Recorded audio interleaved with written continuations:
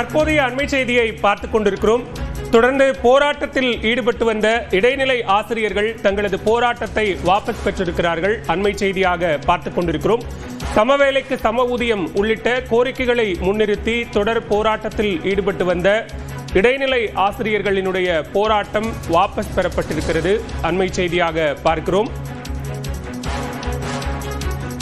இது தொடர்பாக இன்றைக்கும் பள்ளிக்கல்வித்துறை அமைச்சர் அன்பில் மகேஷ் ஆசிரியர்கள் போராட்டத்தை கைவிட்டு கல்வி பணிக்கு திரும்ப வேண்டும் என்று கோரிக்கை வைத்திருந்த நிலையில் தற்போது இடைநிலை ஆசிரியர்களினுடைய போராட்டம் வாபஸ் பெறப்பட்டிருக்கிறது. கூடுதல் விவரங்களோடு இணைகிறார் செய்தியாளர் லிபிகா. விவரங்கள்.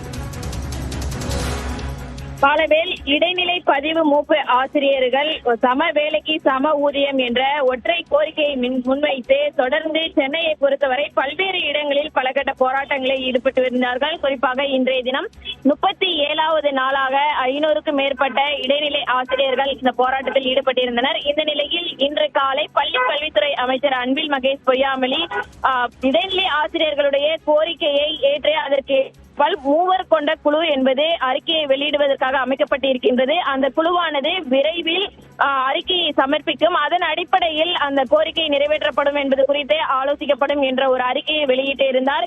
எனவே போராட்டத்தில் ஈடுபட்டிருக்கக்கூடிய இடைநிலை ஆசிரியர்கள் அனைவரும் பள்ளிகளுக்கு திரும்ப வேண்டும். குறிப்பாக 5781 ஆசிரியர்கள் இந்த போராட்டத்தில் ஈடுபட்டிருந்தனர். அவர்கள் உடனடியாக பள்ளிக்கு திரும்ப வேண்டும். மாணவர்களுடைய கல்வி நலன் என்பது பாதிக்கப்படுவதாகவும் அவர் அறிக்கையை வெளியிட்டிருந்தார். இந்த நிலையில் தற்போது இடைநிலை பதிவு மூப்பு ஆசிரியர் இயக்கங்கள் சார்பில் போராட்டத்தை இன்றுடன் வாபஸ் பெறுவதாக தற்போது அறிவித்திருக்கின்றார்கள். குறிப்பாக அமைச்சர் வெளியிட்டிருக்கக்கூடிய அறிவிப்பின் அடிப்படையில் விரைவில் நல்ல பதில் அவர்களுக்கு கிடைக்கும் என்ற நம்பிக்கையை ஏற்று தற்போது அவர்களுடைய போராட்டத்தை ஒத்தி வைக்கப்படுவதாகவும், அதே போன்று மாணவர்களுடைய கல்வி நலனை அடிப்படையாக கொண்டு தற்போது இந்த முடிவு என்பது எடுக்கப்பட்டிருப்பதாகவும் இடைநிலை ஆசிரியர்கள் சங்கம் தெரிவிக்கப்பட்டிருக்கின்றது. அதே போன்று கற்றல் இடைவெளியை நீக்கி முன்பை விட கற்பித்தல் பணியில் வெகு சிறப்பாக ஈடுபடுவோம் அப்படிங்கிறதையும் இடைநிலை ஆசிரியர்கள் தரப்புல உறுதியளித்திருக்கின்றார்கள். பாலகேஷ், லிபிகா, இப்போ இடைநிலை ஆசிரியர்கள் தரப்புல முன்வைக்கப்பட்ட கோரிக்கைகள்ல அந்த ஊதிய முரண்பாட்டை களைய வேண்டும் அப்படிங்கிறது தான். இதுக்கு முன்னாடி ஒரு சுற்று பேச்சுவார்த்தைகளும் கூட நடந்தது. அந்த பேச்சுவார்த்தையில் ஏதேனும் உடன்பாடு எட்டப்பட்டதா அல்லது தற்போது முன்வைத்த கோரிக்கையின் அடிப்படையில் தான் போராட்டம் வாபஸ் பெறப்பட்டிருக்கிறதா?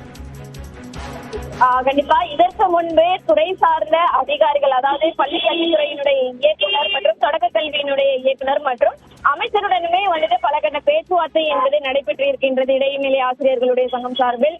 ஆனால் ஏற்கனவே பள்ளி கல்வித்துறை சார்பில் அவர்களுக்கு கொடுத்த வாக்குறுதி அப்படிங்கிறது 2009ஆம் ஆண்டு ஜூன் மாதத்தில் இருந்து அந்த டிசம்பர் மாதம் வரை இருக்கக்கூடிய ஊழியர்கள் ஆசிரியர்களுக்கு அவர்களுடைய அந்த கோரிக்கை, ஒற்றை கோரிக்கை என்பது நிறைவேற்றப்படும். மற்றவர்களுக்கு அந்த கோரிக்கை என்பது சற்று நிறைவேற்றுவது கடினமா, அதற்கான நிதி இல்லை அப்படிங்கிறது தான் முன்வைக்கப்பட்டு தொடர்ந்து அந்த பேச்சுவார்த்தை என்பது நடைபெற்று வந்தது.